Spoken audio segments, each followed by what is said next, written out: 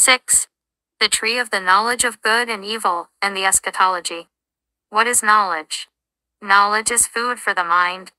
The story of the tree of good and evil in Eden explains well the way people live.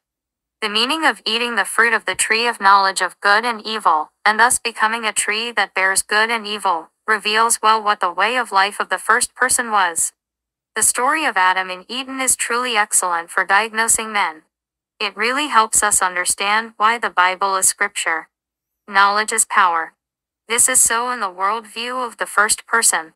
Regardless of the East and the West, past and present, the greatest way to secure superiority and power is knowledge. The person who monopolizes information occupies a powerful force. Knowledge necessarily gives birth to right and wrong.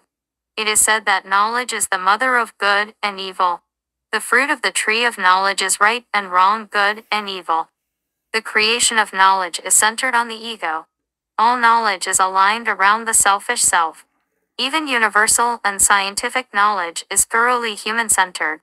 Although scientific knowledge is constantly oriented towards objectivity, ultimately, the system of interpretation is only being established centering on mankind. Take, for example, a spacecraft, a crystallization of scientific knowledge structured around mathematical rigor and objectivity. It can be seen that such a knowledge system is centered on mankind and human selfishness. Who can guarantee that even the technical reason, technische Vernunft, that modern people revere is based on objectivity? Knowledge is a stabbing sword. It is the greatest weapon to secure one's superiority. Based on the knowledge they know, life tries to establish a relationship with each other. I am right, and you are wrong. Or, I have to do it like this, but I wonder if I'm doing something wrong. In other words, they judge and judge others or themselves based on specific standards. If it is beneficial to me, it is good, and if it is unfavorable to me, it is bad. You get angry because you judge that you are wrong and evil. Therefore, if you look at the source of anger, it is knowledge. Knowledge is a sweet temptation. Because knowledge is a powerful source of strength. Those who have knowledge dominate those who do not. Knowledge is created, interpreted, and applied centered on the ego. Moreover, the story of Eden is said to be the tree of the knowledge of good and evil. In other words, it refers to the characteristics of knowledge that judge good or bad through what I know. All life is under the same spell. Examine the instances of anger. Take a look at why the other person is wrong. Because what I know and the other person's behavior are contradictory, I judge. You are wrong and get angry. This is the sad reality of our lives, eating the fruit of the tree of the knowledge of good and evil. The good that human beings call good is therefore not good. Because everything that functions in a way that is beneficial to oneself is defined as good, it is relative good, and what is good to oneself is often evil to the other person. All human wars originate there. No matter how good our lives are, the reason why they cannot be good in the end is because of the interpretation system centered on the selfish ego. There are no exceptions for those who speak from the Bible. The characteristics of knowledge appear more acutely. It is not uncommon for things to be compared to the scriptures and defined as heretical. This is why all human wars are religious wars. Saying that they are saved, they fall into their own more extreme goodness and define everything else as evil, which proves that they are eating the tree of knowledge of good and evil. Doctrinal dogma is a system of religious knowledge. Doctrine is a system of knowledge about God, and it is not enough to say that it is terrible how great this knowledge of good and evil works. Doctrinal systems of knowledge are terrifying to those who oppose them. This is Adam, that is, man. It is not because Adam, the ancestor of humankind, ate the fruit from the tree of the knowledge of good and evil that we became sinners today. It is the story of Adam in Eden that all first person are like that. The story of Adam in Eden is a story that reveals the existence of our lives like that. In the first man Adam, everyone is like that without exception. This is because we are all born and live with selfish egos. It is an insight into human beings that the Bible diagnoses through the story of Eden. Therefore, eschatos, the last day in the Bible, does not mean the end of the universe, but means the day when the worldview of good and evil ends as above. It means the time when the first person is born and the second person is born. Isn't the story that the time has come since the time of Jesus? Even at the time, those who misunderstood these words caused eschatological frenzy. Today, 2,000 years later, the same madness is repeated everywhere. In the Eden story, life appears as a concept corresponding to good and evil. Good and evil are paired with knowledge, and life is related to the Logos. The Passover, which passes over the first person and passes on to the second person, Pentecost, when the attributes of life other than good and evil come to be filled, in the time when holiness overflows, and the Feast of Ingathering, where all fruits are gathered and put into the storehouse, are the inner journey of the second person. Is also thus, if the first person's age was subordinated to the time of Chronos, the second person's time was incorporated into the time of Kairos. To participate in the time of Kairos means to participate in the time of spirituality, in which the depth of spirituality is increased by constantly communing with the energy of life from above. In the book of Revelation, when it says that the time is near, it refers to the time of Kairos. Many people misunderstand this to mean that the end of Chronos is near. You are in a very deep misunderstanding. Kairos is a concept of time that refers to a season. Originally, the survival of the body can be maintained only when it is basically selfish. It is a natural instinct. That's why it's called first person.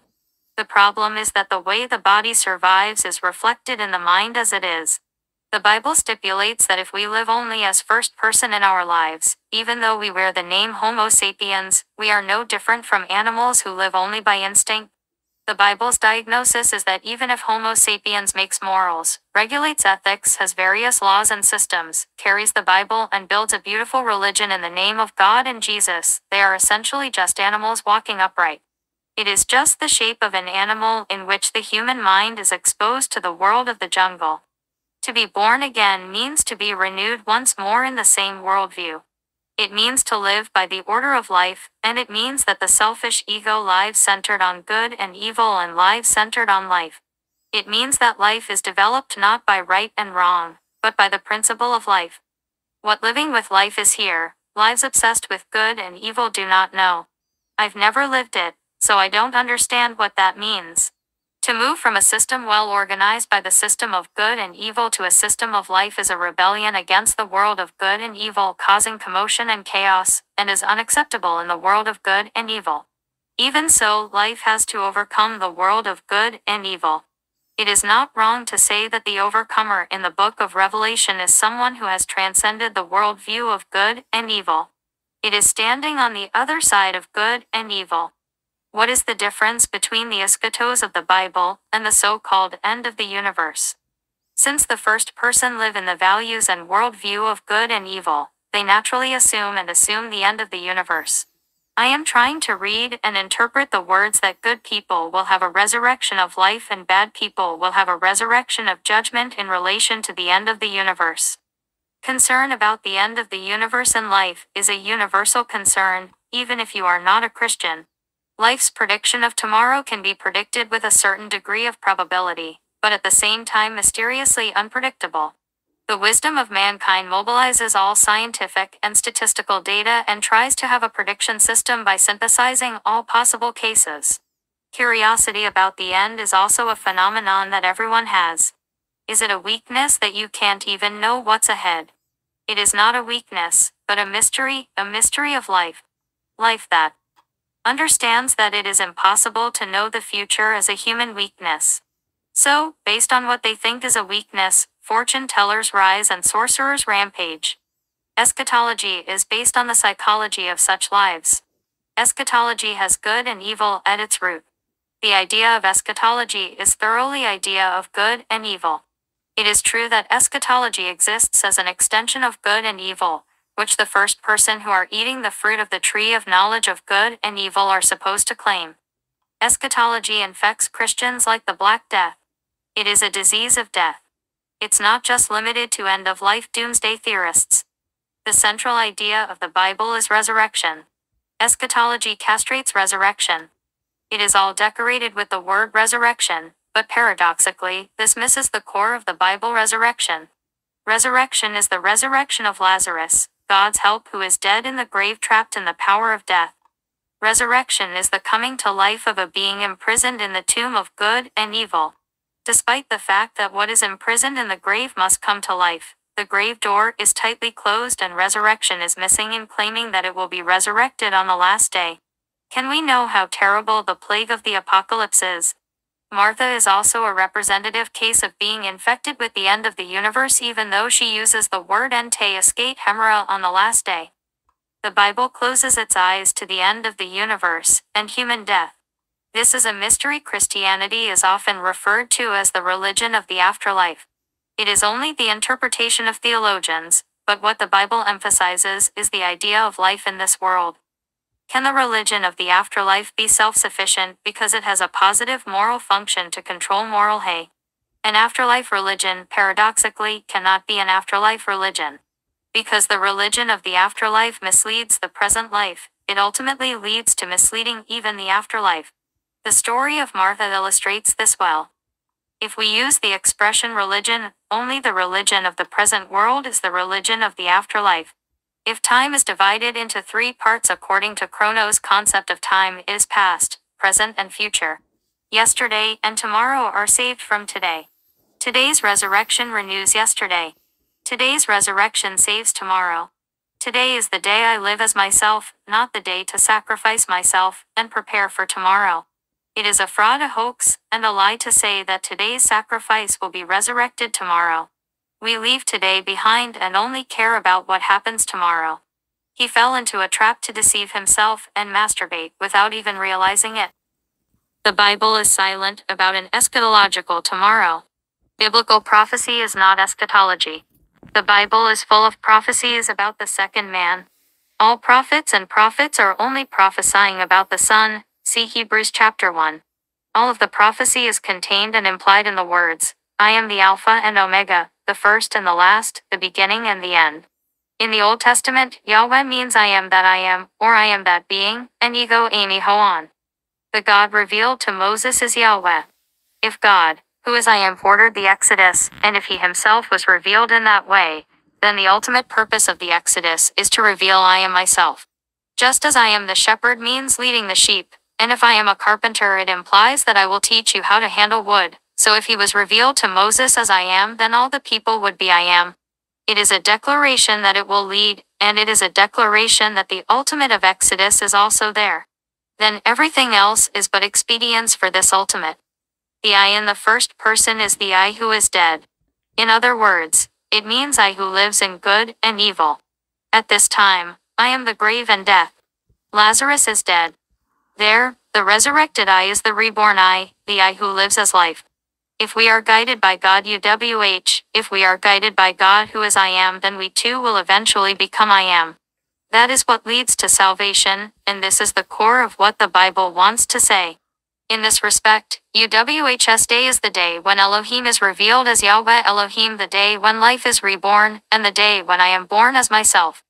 I am the Alpha and Omega. Revelation chapter 1 verse 8. When today's I am yesterday's first person existed for today's me, so yesterday becomes holy. Even if it was yesterday that was immersed in the world of good and evil, if you live today as I am yesterday, the first person becomes the foundation, so yesterday becomes holy by itself and becomes more mysterious. It means that even the world of good and evil becomes holy because of today. If you live as I am me today, it is natural for you to live that way tomorrow as well. At the time of the end, it is not about what the reward is, but tomorrow is saved because of today's me, because of I am me. Jesus refers to himself as ego eimi I am. The Yahweh God of the Old Testament is being manifested in Jesus Christ as it is. It is the same for us today.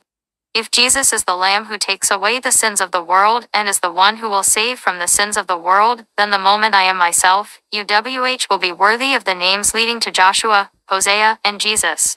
Since I am resurrected as I in the grave, Jesus appears as the Savior there. Yahweh becomes Jesus, and the resurrected I finally becomes me. So it is not at all strange that the Bible does not speak of the end.